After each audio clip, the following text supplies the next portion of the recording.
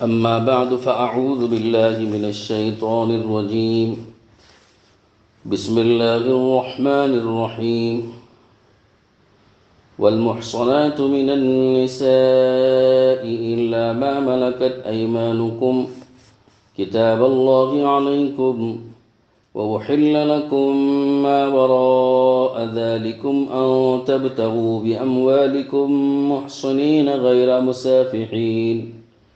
فما استمتعتم به منهن فآتوهن أجورهن فريضة ولا جناح عليكم فيما تراضيتم به من بعد الفريضة إن الله كان عليما حكيما. صدق اللہ العظیم.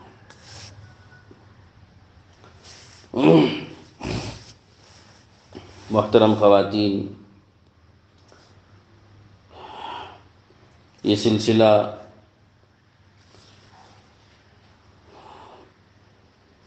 محرمات کے بیان کا چل رہا ہے کہ کن کن عورتوں سے نکاح کرنا حرام ہے اور کن عورتوں سے نکاح کرنا حلال ہے. پچھلی آیت سے جو اس سے قبل گزری ہے، تو اس آیت میں بھی آیت نمبر 23 اور 22 میں اللہ تعالیٰ شانہ نے یہ بتایا تھا کہ زمانے جاہلیت میں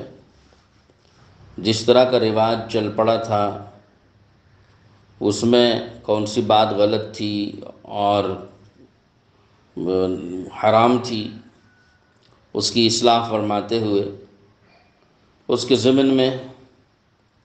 ان ساری عورتوں کا بیان گزر رہا ہے جن عورتوں سے نکاح کرنے کو شریعت اسلامیہ نے حرام قرار دیا ہے. تو چنانچہ نسبی اعتبار سے، نسب کے اعتبار سے، خاندان کے اعتبار سے، خونی رشتوں کے اعتبار سے حرام ہونے والے 7 رشتے بیان کیے شروع میں، اور اس کے بعد دوسری قسم تھی رضاعی رشتے، یعنی دودھ پینے کی وجہ سے کون کون سے رشتے حرام ہوتے ہیں وہ بیان کیا، اور اس کے بعد تیسرے نمبر پر نکاح کی وجہ سے حرام ہونے والے رشتے، نکاح کی بدولت دامادی یا سسرالی رشتے جس کو کہتے ہیں، وہ رشتے بیان کیے.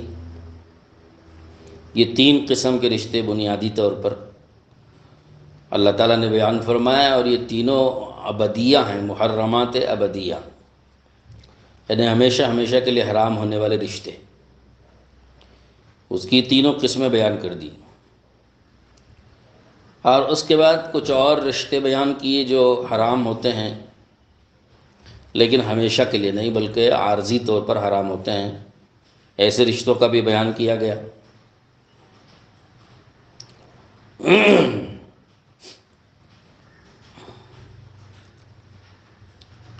جیسے 2 عورتوں کو، 2 بہنوں کو ایک ساتھ نکاح میں جمع رکھنا، اور اسی طرح سے اس بیوی کی بیٹی جو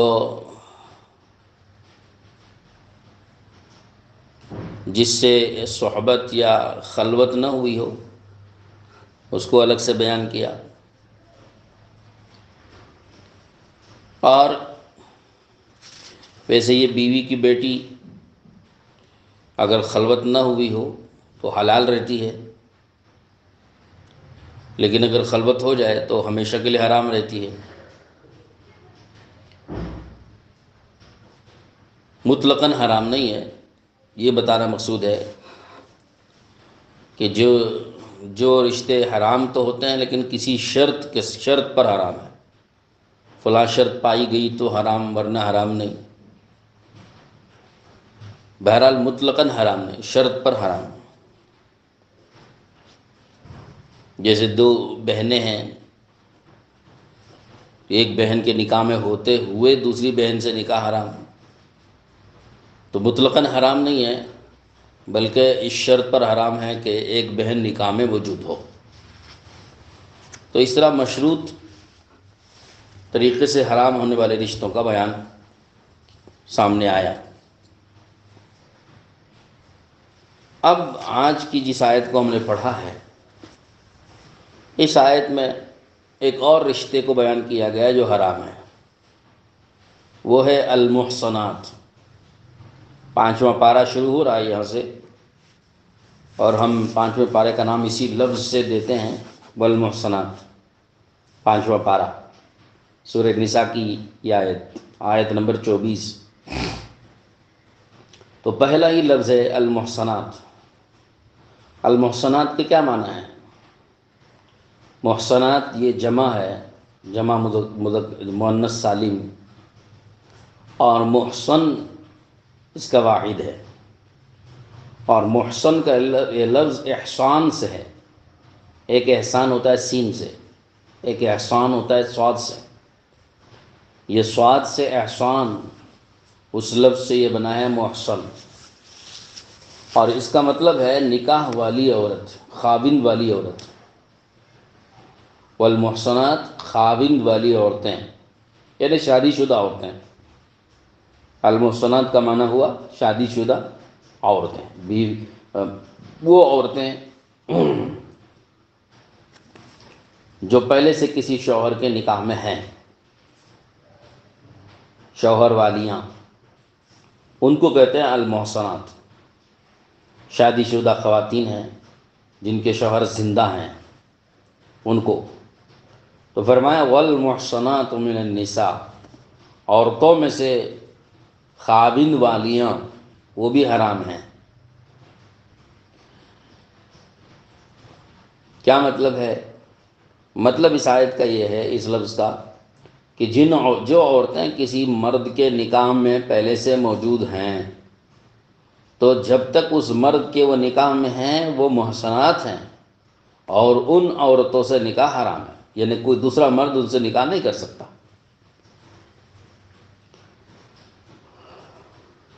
اس لفظ نے یہ بات صاف کر دی، قرآن کی اس آیت نے یہ بات صاف کر دی کہ اگر کوئی عورت کسی مرد کے نکاح میں ہے تو جب تک اس مرد کا نکاح باقی ہے اس وقت تک وہ عورت کسی دوسرے مرد سے نکاح نہیں کر سکتی۔ اگر کوئی مرد ان سے نکاح کرے گا بھی تو نکاح نہیں ہوگا۔ جیسے الیاذ باللہ بعض عورتیں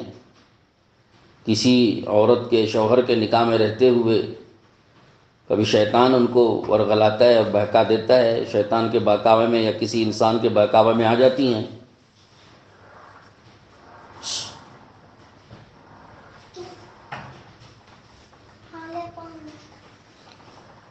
کسی انسان کے یا شیطان کے بہکاوے میں آ جاتی ہیں اور اپنے شوہر کے ہوتے ہوئے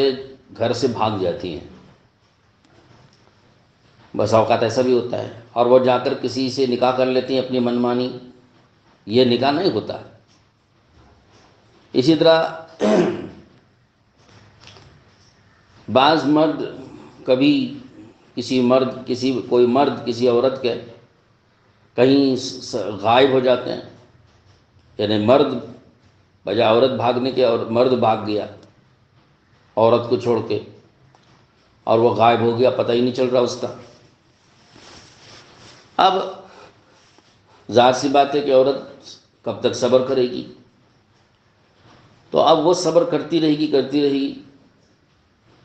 تو سسرال والے بھی، یعنی میکے والے لڑکی کے، وہ پریشان ہوتے ہیں اور اپنے گھر اس کو لے جاتے ہیں، اور چند دن انتظار کر کے کسی اور لڑکے کو تلاش کر کے اس کے ساتھ اس کا نکاح کر دیتے ہیں۔ یہ بہت بڑی غلطی ہے، اس سے نکاح نہیں ہوتا ہے، کیونکہ وہ جو شوہر تھا اس سے نکاح باقی ہے، تو اس کے بھاگ جانے سے نکاح نہیں ٹوٹ جاتا، وہ تو نکاح باقی رہے گا۔ تو جب تک اس کا نکاح باقی ہے یہ عورت کسی دوسرے مرد کے نکاح میں نہیں جا سکتی۔ قرآن نے کہہ دیا والمحصنات من النساء کہ عورتوں میں شوہر والیاں وہ حرام ہیں۔ لہذا کوئی دوسرا مرد اس سے نکاح نہیں کر سکتا۔ اب رہ گیا یہ مسئلہ کہ بھائی وہ مرد تو ہے نہیں یہاں، وہ تو بھاگ گیا کہیں، تو اس کا کیا کریں؟ تو اس کا تو حل پوچھا جائے نا، دارالقضاء میں مقدمہ دائر کریں، دارالقضاء جائیں قاضی صاحب کے پاس، اور وہاں ان کا مقدمہ درج کیا جائے۔ قاضی صاحب شریعت کی روح سے اس کے بارے میں جو کام کرنا ہوگا وہ کریں گے۔ ان کی ذمہ داری ہوتی ہے کہ وہ اعلان دیں گے شوہر کے نام کہ بھائی فلاں ابن فلاں جہاں بھی ہو وہ آ جائے اپنے اہل و عیال کے پاس، وہ اعلان دیں گے۔ تلاش گمشدہ اس کو کہتے ہیں، ایک گم ہونے والے شوہر کی تلاش، اس کا اعلان دیں گے۔ اور اس اعلان کی بھی ایک حد ہوتی ہے، طریقہ ہوتا ہے اس کا۔ اگر اس اعلان کو دیکھ کر کے پڑھ کر کے وہ آ جائے تو مسئلہ حل ہو گیا، اور اگر وہ نہ آئے تو پھر قاضی صاحب کی ذمہ داری ہوتی ہے کہ وہ ان دونوں کے درمیان تفریق کرا دے، یعنی نکاح کو ختم کر دے۔ قاضی صاحب کریں گے تو بہرحال وہ نکاح ختم ہوگا تب عدت گزرنے کے بعد، اس کے بعد عدت گزرے گی، اور عدت گزرنے کے بعد اس کو کسی اور مرد سے نکاح کرنے کی اجازت ہوتی ہے۔ لیکن جب تک اس مرد کے نکاح میں باقی ہیں تب تک وہ کسی دوسرے مرد سے نکاح نہیں کر سکتی، یہ حرام ہے۔ قاضی صاحب کی بھی تفریق کرنے کے اصول ہوتے ہیں، اس کا شرعی ضابطہ ہے، شرعی اصول ہے۔ ایک پوری مجلس بیٹھے گی، مجلس پوری مل کر اس پر غور و خوض کرے گی، اور پوری مجلس مل کر تفریق کرتی ہے، ایک آدمی نہیں کرے گا۔ ہمارے علماء دیوبند کا یہی طریقہ ہے کہ یہ تنہا قاضی اس کا فیصلہ، تفریق کا فیصلہ نہیں کرے گا، بلکہ پوری ایک مجلس القضاء جس کو کہتے ہیں، وہ تفریق کریں گے۔ تو بہرحال اس کا ایک پروسیجر ہے، اور اس کا طریقہ ہے، اس طریقے سے جانا ہوگا۔ خلاصہ یہ ہے کہ جب تک اس کے نکاح میں ہے تب تک تو وہ اسی کی بیوی مانی جائے گی۔ اگر وہ مان لیجئے کہ کئی سال کے بعد واپس لوٹ کر آ گیا تو پھر وہ اپنی عورت کا حقدار ہے، وہ عورت اسی کے ساتھ رہے گی، یعنی نکاح تفریق سے پہلے۔ تفریق کے بعد اگر شوہر لوٹ کر آئے تو اس کا حکم کیا ہے وہ تو دارالفتہ سے آپ معلوم کریں، لیکن حکم یہی ہے کہ جب تک وہ اس مرد کے نکاح میں ہے وہ شوہر کبھی بھی لوٹ جائے گا تو وہ اسی کی بیوی رہے گی اور وہ اسی کا شوہر رہے گا، چاہے 10 سال کے بعد آ جائے، 20 سال کے بعد آ جائے، 30 سال کے بعد آ جائے، 40 سال کے بعد آ جائے، تو وہ اس کی بیوی ہے۔ تو جب تک قاضی اور یہ مجلس القضاء نے اس کے درمیان تفریق نہیں کی ہے تب تک وہ بلا چون و چرا قاضی کے فیصلے کے بغیر بھی اپنی بیوی کے ساتھ، اپنے اہل و عیال کے ساتھ رہ سکتا ہے۔ جیسے آپ نے خود ایک واقعہ سنا ہوگا کہ 27 سال کے بعد، جیسے بعض محدثین کے بارے میں یہ قصہ ملتا ہے کہ ان کے والد 27 سال کے بعد لوٹے اللہ کے راستے سے، تو جب 27 سال کے بعد لوٹے تو اپنے گھر پہنچ گئے وہ، اور ان کی بیوی نے ان کا استقبال کیا۔ تو اس طرح سے شوہر والیاں جن کے نکاح ہیں اور جن کے شوہر زندہ ہیں، چاہے وہ ان کے ساتھ تعلقات باقی رہیں یا تعلقات ان کے نہ رہیں، بہرحال وہ شوہر والیاں ہیں اور وہ کسی دوسرے مرد کے نکاح میں نہیں جا سکتے۔ یہ شریعت کا اصول ہے۔ الا ما ملکت ایمانکم، جب یہ تفصیل آپ نے سمجھ لی تو اب اگلا لفظ سمجھیے، الا ما ملکت ایمانکم، سوائے ان عورتوں کے، ملکت ایمانکم جن کے تم مالک ہو گئے، تمہارے ہاتھ جن کے مالک ہو گئے، مراد باندیاں ہیں کہ اس میں باندیاں مستثنیٰ ہیں۔ اس پوری تفصیل میں جو بات بیان کی گئی وہ یہ ہے کہ شوہر والی عورت کسی دوسرے مرد کے نکاح میں نہیں جا سکتی جب تک اس کا نکاح ختم نہ ہو جائے۔ تو یہ پچھلے لفظ کا خلاصہ تھا، لیکن اللہ نے الا ما ملکت ایمانکم سے استثناء کیا ہے کہ سوائے باندیوں کے، کہ باندیوں کا یہ حکم نہیں ہے۔ کیا مطلب ہے؟ مطلب یہ ہے کہ باندیاں اگر ہیں تو وہ کسی شوہر کے نکاح میں اگر پہلے سے بھی ہیں تب بھی ان باندیوں سے صحبت جائز ہوتی ہے، ان باندیوں کو نکاح میں لا سکتے ہیں، اس کے اصول ہیں اور اس کی تفصیلات ہیں۔ تو الا ما ملکت ایمانکم سے اللہ نے مستثنیٰ کیا باندیوں کو، کہ باندیوں کے ساتھ ایسی بات نہیں کہ باندیاں شوہر والیاں ہوتے ہوئے بھی کسی دوسرے مرد کے نکاح میں جا سکتی ہیں۔ اس کی تفصیل یہ ہے کہ جیسے دارالحرب ہے، دارالحرب کا مطلب ہے کہ جو کافروں کا وطن ہے اور اہل کفر کا ہی اس میں ان کی ہی حکومت ہے، اور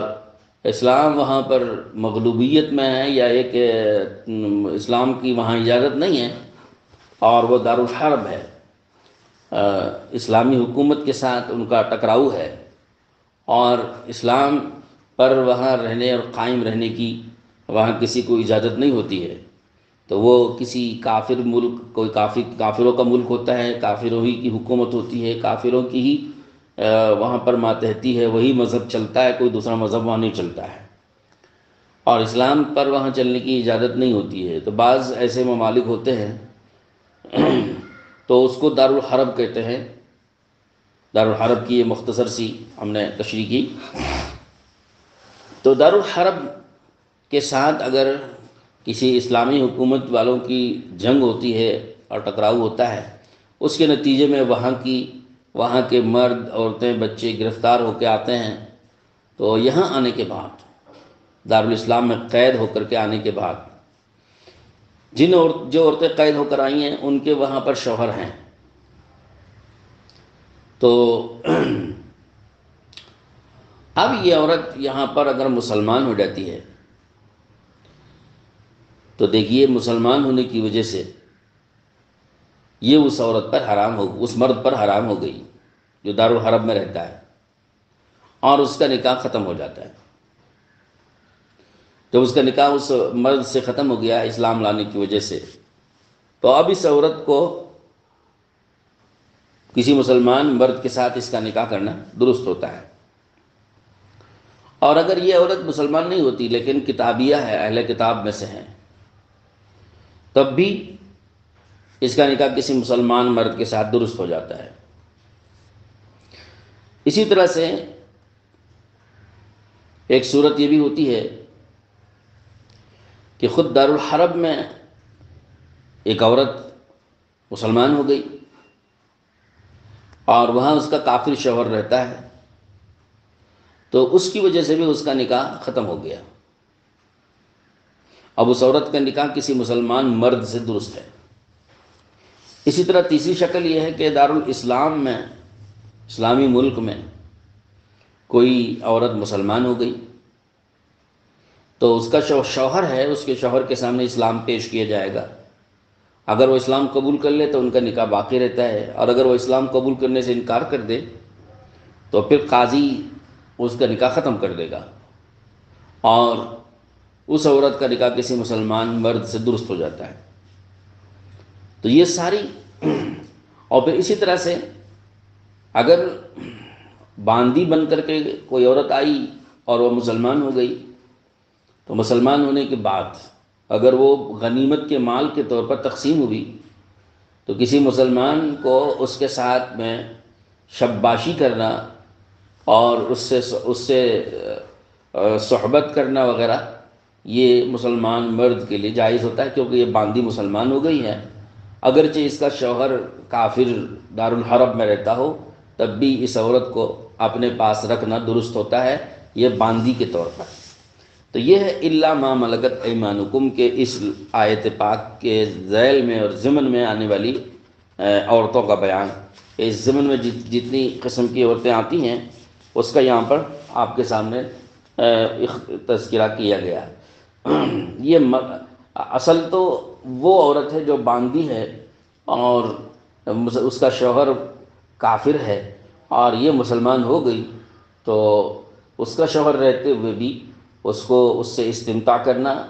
اور اب باندھی بنا کر اس سے فائدہ اٹھانا یا اس کے ساتھ نکاح کرنا، یہ اس کے لیے حلال رہتا ہے اگرچہ اس کا شوہر دارالحرم میں موجود ہوں۔ اس لفظ کا جو مصداق ہے وہ یہی قسم ہے، لیکن اس کے ضمن میں یہ 2-3 اور عورتیں جو داخل ہو رہی تھیں اس کے مسئلے بھی ہم نے بیان کر دیے کہ یہ اسی ضمن میں اسی طریقے کے دوسری عورتیں یہ بھی جو ہے حلال ہوتی ہیں۔ تو المحصنات من النساء الا ما ملکت ایمانکم،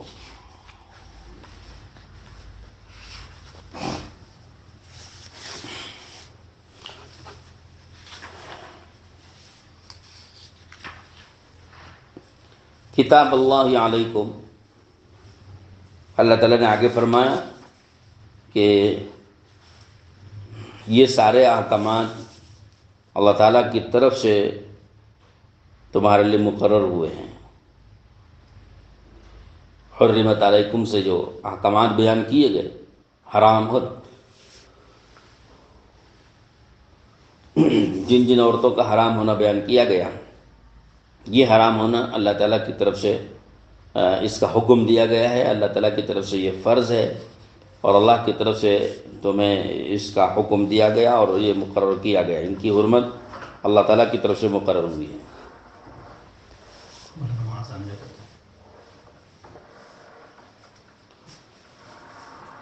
امام قرطبی رحمۃ اللہ علیہ نے اس کا تعلق ظاہر فرمایا کہ حرمت هذه النساء کتابا من اللہ علیکم، کہ اللہ تعالیٰ کی طرف سے ان عورتوں کا حرام ہونا تمہارے اوپر اللہ تعالیٰ کی طرف سے یہ طے کیا گیا ہے۔ یہاں تک یہ ساری حرام عورتوں کا بیان تفصیل سے آ چکا، جتنی تفصیل ہم نے آپ کے سامنے بیان کی یہ ساری حرام عورتوں کی تفصیلات ہیں۔ اس کے بعد فرماتے ہیں وَأُحِلَّ لَكُم مَّا وَرَاءَ ذَلِكُمْ، اور حلال کی گئی ہیں تمہارے لیے وہ ساری عورتیں جو ان سب کے علاوہ ہیں۔ یہ جتنی حرام عورتیں تھیں یہ تو بیان کر دیں، یہ تو بہت کم ہوگی نا، اس لیے اس کو بیان کر دیا۔ اب جو حلال عورتیں ہیں وہ ان کے علاوہ جتنی بھی ہیں وہ سب حلال عورتیں ہیں۔ تو اب حلال عورتوں کی الگ سے فہرست بتانے کی ضرورت نہیں ہے کہ جتنی حرام بتا دی گئیں وہ تو حرام ہیں، اور اس کے علاوہ جتنی ہیں وہ سب حلال ہیں۔ اب ان کے علاوہ کون سی عورتیں ہیں جو حلال ہوتی ہیں؟ رشتہ داروں میں، نسبی رشتہ داروں میں خالہ، ماموں اور چچا، تایا، پھوپھی، ان کی جتنی اولادیں ہیں سب کے سب حلال ہیں، کیونکہ چچا تایا کو، پھوپھی کو اور خالہ ماموں کو ان کی تو حرمت ہونے کو بیان کر دیا۔ مرد کے لیے خالہ، عورت کے لیے ماموں، اور اسی طرح سے مرد کے لیے پھوپھی اور عورت کے لیے چچا، کہ ان کی حرمت تو ان کے درمیان باہمی رشتے کو تو حرام قرار دے دیا۔ اب اس کے علاوہ حلال ہیں کا مطلب یہ ہے کہ ان کی جو اولاد ہے وہ حلال ہے، لہذا چچا کی بیٹی ہو، تایا کی بیٹی ہو، ماموں کی بیٹی ہو، پھوپھی کی بیٹی ہو، خالہ کی بیٹی ہو، یہ سب حلال ہوں گی، مرد کے لیے بھی اور اسی طرح سے عورت کے لیے بھی یہ رشتے حلال ہوتے ہیں۔ اسی طرح سے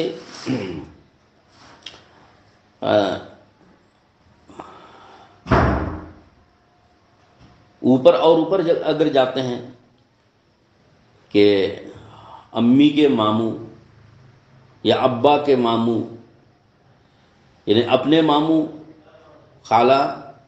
چچا، پھوپھی، یہ تو حرام ہوئے اور ان کی اولاد حلال ہوئی۔ اسی طرح سے اس کے ذرا اگر اوپر جاتے ہیں کہ ماں اور باپ کے ماموں، خالہ، چچا، پھوپھی، ماں باپ کے خالہ، ماموں، چچا، پھوپھی، یہ بھی حرام ہوتے ہیں جیسا کہ ہم نے پیچھے بیان کیا، لیکن ان کی جو اولاد ہوتی ہے وہ حلال ہوگی، یعنی امی ابا کے، ماں باپ کے چچا پھوپھی، تایا ماموں، چچا پھوپھی، خالہ ماموں، یہ تو حرام ہوئے، لیکن ان کی اولاد وہ خود ماں باپ کے لیے بھی حلال ہے، ہمارے لیے بھی حلال رہے گی۔ یہ ہے ما وراء ذالکم کا مطلب۔ تو اسی طرح سے اور بہت سارے رشتوں کو بیان کیا گیا۔ ایک بات یہاں پر اور باقی چیز تھوڑا سا چھوٹ رہی تھی، والمحصنات من النساء میں، کہ اچھا وَأُحِلَّ لَكُم مَا وَرَاءَ ذَلِكُم، کہ اس لفظ سے ایک وہم ہوتا ہے کہ 5 عورتیں بھی نکاح میں رکھنا حلال ہو جائے گا اس لفظ سے، اس لیے کہ 5 عورتوں کو نکاح میں رکھنے کی حرمت کا بیان تو اس آیت میں نہیں آیا۔ تو ما وراء ذالکم سے یہ وہم ہو جاتا ہے کہ صاحب اس کا مطلب یہ ہے کہ یہاں جن کی حرمت نہیں بیان کی گئی ہے وہ سب حلال ہیں، حالانکہ 5ویں عورت کو نکاح میں رکھنا،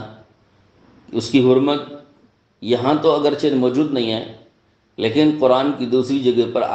جگہ پر قرآن کی آیت میں اس کی حرمت کا تذکرہ موجود ہے۔ سورہ نساء ہی میں اس سے پہلے آیت گزر چکی ہے، وہاں پر اللہ تعالیٰ نے یہ بات بیان فرما دی ہے کہ آپ جو ہے نکاح کر سکتے ہو 4 عورتوں سے، 2 سے، 3 سے، یا 4 سے۔ 4 کی حلت اور اس کا حلال ہونا تو اللہ نے بیان کیا، تو وہاں یہ تفصیلات چکی کہ 5ویں کی اجازت نہیں دی گئی ہے، تو 4 ہی کی اجازت دی گئی۔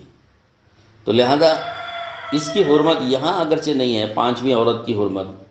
لیکن دوسری جگہ پر اس کی حرمت موجود ہے۔ اس لیے کسی کو اس کا وہم نہیں ہونا چاہیے کہ وہ حل لکم ما وراء ذالکم میں یہ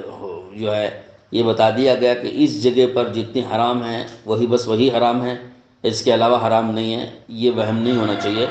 اس لیے کہ اس کے علاوہ جو یہاں نہیں بیان کی گئی ہیں وہ عورتیں بھی اس میں شامل ہیں، ان سب کے علاوہ حلال ہے۔ تو لہذا بعض آیتوں میں، بعض حدیثوں میں اس کے علاوہ حرمت کا بیان آیا ہے، جیسے بخاری مسلم شریف کی روایت میں ہے کہ خالہ کے ہوتے ہوئے بھانجی کو نکاح میں رکھنا حرام ہے، اور اسی طرح سے پھوپھی کے رہتے ہوئے بھتیجی کو نکاح میں رکھنا حرام ہے۔ یہ قرآن کی ان آیتوں میں اس کا تذکرہ نہیں ہے، لیکن بخاری مسلم کی صحیح روایتوں میں اور تواتر کے ساتھ، بہت قوی سندوں کے ساتھ حدیثیں موجود ہیں، اس میں حضور اکرم صلی اللہ علیہ وسلم نے اس کا حرام ہونا بیان کیا، اور فقہاء کرام نے ایک اصول انہی احادیث کی وجہ سے یہ اصول بیان کر دیا کہ جس طرح دو بہنوں کو ایک ساتھ نکاح میں رکھنا حرام ہے، اسی طرح سے ایسے 2 رشتہ دار لڑکیوں کو بھی یا عورتوں کو بھی نکاح میں رکھنا حرام ہوگا، جو دونوں رشتہ دار عورتیں آپس میں اس قدر قریبی رشتہ دار ہیں کہ اگر ایک کو اس میں مرد سمجھا جائے تو دوسری کے ساتھ اس کا نکاح درست نہیں ہو سکتا ہے، یعنی آپس میں محرم ہے، آپس میں محرم ہے، جیسے بھتیجی اور پھوپھی ہے، آپس میں ایسے محرم ہیں کہ اگر بھتیجی پھوپھی دونوں میں سے کسی بھی ایک کو مرد قرار دے دو تو وہ اس سے آپس میں ایک دوسرے کا نکاح نہیں ہو سکتا۔ جیسے مثال کے طور پر پھوپھی کو اگر مرد سمجھ لیا جائے تو یہ بھتیجی کے ساتھ اس کا نکاح نہیں ہو سکتا، کیونکہ وہ چچا بنے گی، اور یا اسی طرح سے اگر پھوپھی کو مرد فرض قرار دے لو، فرض کر لو، مان لو فرض بطور فرض و فرض محال اگر پھوپھی کو مرد مان رہے ہیں تو بھتیجی کا نکاح اس کے ساتھ درست نہیں ہے۔ بھتیجی کو اگر مرد مان لو تو اس پھوپھی کے ساتھ اس کا نکاح درست نہیں، کیونکہ وہ بھتیجا ہوتا ہے، بھائی کا لڑکا ہوگا، بھائی کے لڑکے کے ساتھ نکاح درست نہیں ہوتا۔ تو اصول فقہاء نے یہ بیان کر دیا کہ ہر ایسی 2 عورتیں جن دونوں میں سے ایک کو اگر مرد فرض قرار دو تو ان کے درمیان ایسا رشتہ ہے کہ ایک دوسرے کے ساتھ نکاح نہیں ہو سکتا، تو ایسی 2 عورتوں کو نکاح میں بیک وقت جمع کرنا مطلقاً حرام ہے۔ تو اس کی حرمت یہاں پر تفصیل کے ساتھ نہیں آئی، تو یہاں تو صرف 2 بہنوں کی حرمت کا بیان آیا، وہ اس طرح کی الگ قسم جو اللہ کے نبی نے حدیث میں بیان کی ہے وہ یہاں قرآن کی آیت میں نہیں ہے۔ تو کسی کو یہ وہم نہیں ہونا چاہیے کہ 2 بہنوں کے علاوہ کسی بھی طرح کی 2 عورتوں کو جمع کرنا حلال ہو جائے گا، وَأُحِلَّ لَكُم مَا وَرَاءَ ذَالِكُم کے لفظ سے یہ وہم کسی کو نہیں پیدا ہونا چاہیے۔ تو قرآن کی آیتوں میں اگرچہ اس کا تذکرہ نہیں ہے، لیکن دوسری جگہ پر ایسی عورتوں کی حرمت بیان کی گئی ہے، تو وَأُحِلَّ لَكُم مَا وَرَاءَ ذَالِكُم کا مطلب یہی ہے کہ جتنی بھی عورتوں کو قرآن نے کسی بھی جگہ، اس جگہ ہو یا کسی اور جگہ ہو، یا اللہ کے رسول صلی اللہ تعالیٰ علیہ وسلم نے ان کی حرمت بیان کی ہے، تو ان تمام حرام عورتوں کے علاوہ جتنی عورتیں ہیں ان سب سے نکاح حلال ہے، یہ اس کا مقصود ہے۔ آگے ہے لفظ ان تبتغوا باموالکم، بشرطے کہ تم ان کو اپنے مالوں کے ذریعے طلب کرو۔ یہ بطور شرط کے ہوا کہ بشرطے کہ تم ان کو، یعنی حلال ہیں، حلال ہونے کا یہ مطلب نہیں ہے کہ بس نکاح پڑھاؤ اب اپنی بیوی بنا کے لے کے چلو، نہیں، فرمایا کہ ان تبتغوا باموالکم، اپنے مالوں کے ذریعے ان کو طلب کرو، یعنی نکاح کرو اور نکاح کی عوض میں مہر کے طور پر ان کو مال دو، یہ مطلب ہے ان تبتغوا باموالکم کا، کہ ان کو اپنا عوض میں، جب انہوں نے اپنے آپ کو حوالے کیا ہے عورتوں نے، تو تم اس کا عوض اور بدلہ دو، اور بدلہ ہے مال۔ اور مال کتنا دینا چاہیے؟ اس کے لیے کم سے کم جو مقدار امام ابو حنیفہ رحمۃ اللہ علیہ کے ہاں مقرر ہے وہ ہے 10 درہم، اس سے کم مہر نہیں ہو سکتا ہے، یہ کم سے کم ادنیٰ درجے کا مہر ہے۔ اور زیادہ سے زیادہ، کہ زیادہ سے زیادہ مرد کی استطاعت پر ہے۔ مہر خاتمی ایک اچھی خاصی بڑی مقدار ہے، جو آج کل تقریباً جو ہے 1 کلو 570 گرام کچھ بنتی ہے، تو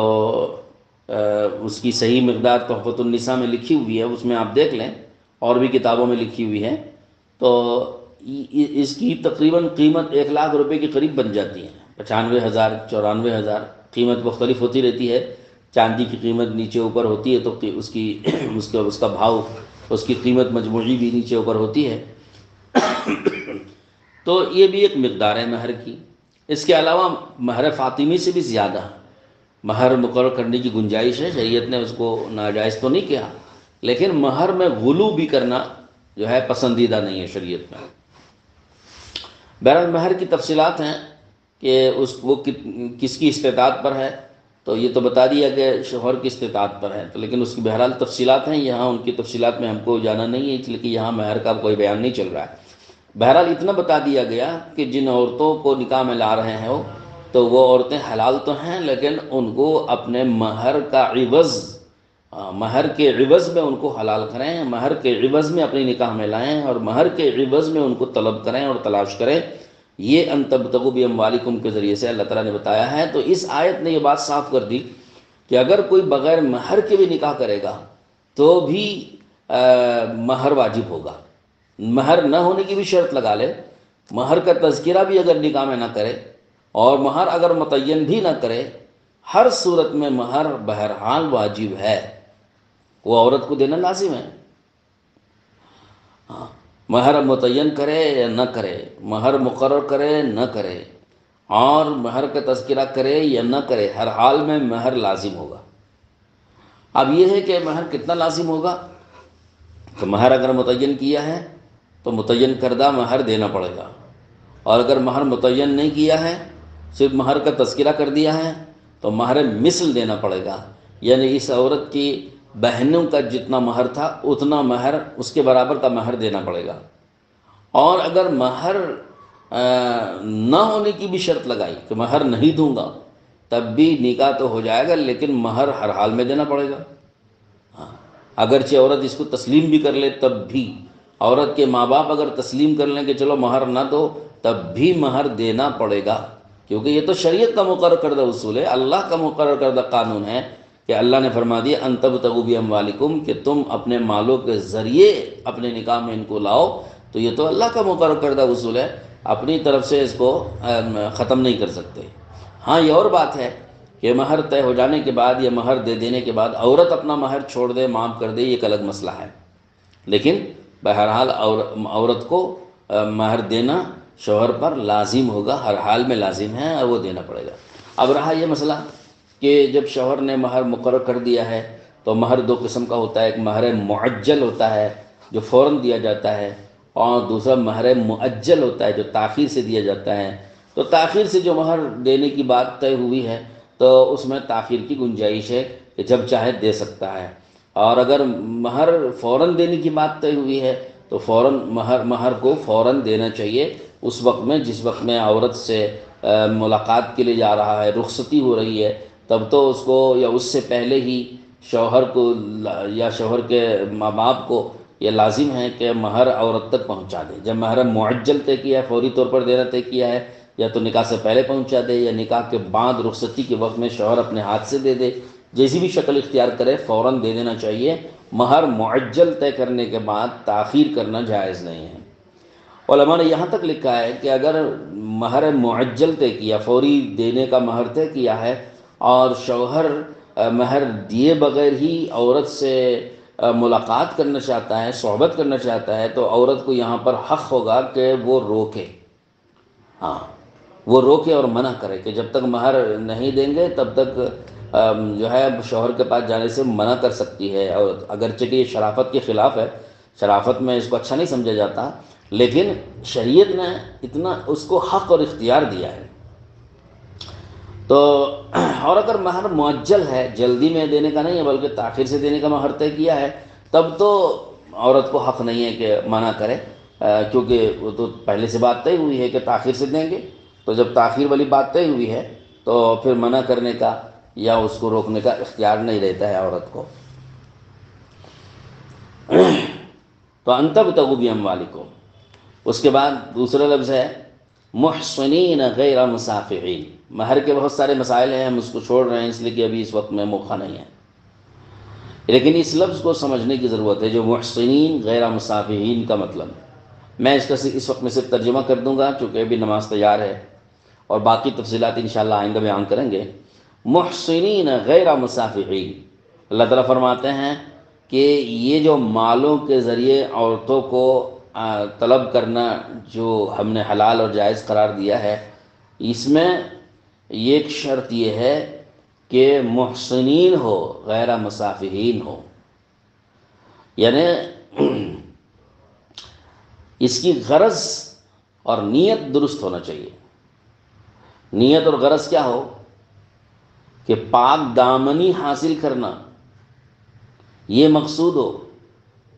محض مستی نکالنے اور مزہ کرنا مقصود نہ ہو۔ یہ نکاح کے ذریعے قید میں لانا جو عورتوں کو ہے، یہ محسنین اس نیت سے اور اس غرض سے ہو کہ اس کے ذریعے پاک دامنی حاصل کریں، یعنی حرام جگہ پر غلط طریقے سے اپنی غرض پورا کرنے سے اپنے آپ کو بچانا، اور اپنے آبرو اور عصمت کو پاک رکھنا مقصود ہو، اور وہ بیوی بنانے سے ہوگا۔ بیوی بنانے سے ہوگا، بیوی اپنے پاس مستقل ہمیشہ کے لیے رکھنا، بیوی کے حقوق ادا کر کے، اور پھر بیوی کے جو شرائط ہیں اور مقصد ہے وہ ساری پورا کرنے کی غرض سے ہو۔ غیر مسافحین محض پانی بہانے کے لیے نہ ہو، اور محض مستی نکالنے کے لیے،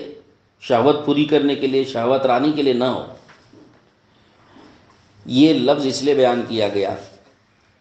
کہ جو حرام طریقے سے زنا اور بدکاری کے ذریعے سے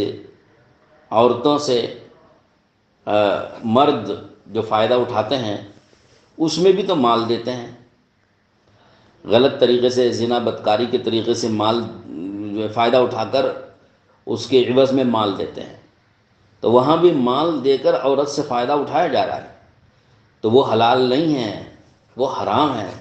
کیونکہ وہاں پر مقصود مال دے کر عورت سے فائدہ اٹھانے سے مقصود عورت کو بیوی بنانا مقصود نہیں ہے، وہاں تو محض پانی بہانا اور اپنی غرض پوری کرنا مقصود ہے۔ تو قرآن نے اسی کو منع کیا کہ ہم جو حلال کر رہے ہیں تمہارے لیے، مالوں کے ذریعے بیوی کو، عورت کو طلب کرنا جو حلال کر رہے ہیں، اس میں غرض اور نیت اس عورت کو بیوی بنا کر رکھنے کی ہونا چاہیے،